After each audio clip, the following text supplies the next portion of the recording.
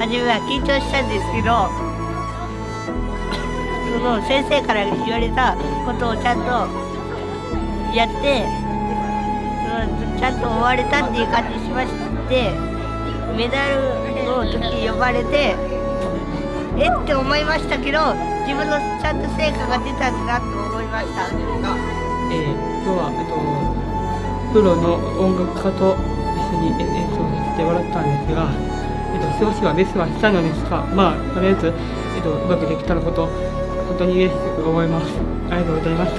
今日演奏してみてどうでしたか？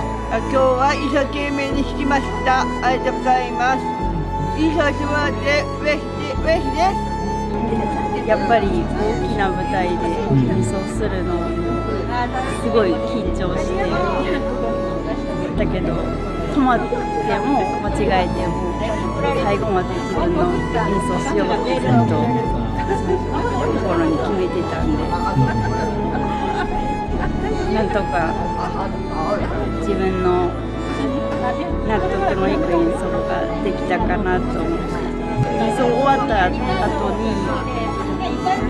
聞いてた人からたくさんすごい温かい言葉をかけてくださって、それがすごい励みになって、また次何か次に向かって頑張っていけそうだなって思ってます。緊張しました。緊張したね。楽しく弾けたの？弾けた。やりきったみたいな。やりきった。賞状もらった時どんな気持ちやった？嬉しい。よかった。じゃあ今後も頑張ってください。とても楽しかったです。楽しかった。本当だ、また次回も緊張したいです。